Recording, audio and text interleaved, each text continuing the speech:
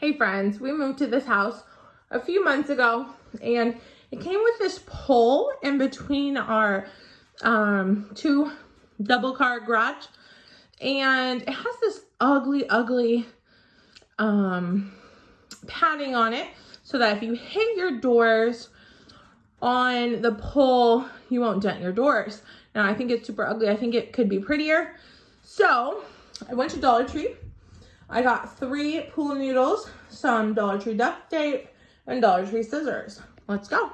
Step 1 is cut all of the pool noodles down the middle on both sides with the scissors. Step 2 is remove all the ugliness. Already looking better. Now I'm gonna start taping them on. And now it's taped at the top and at the bottom. And I'm gonna go around it with duct tape.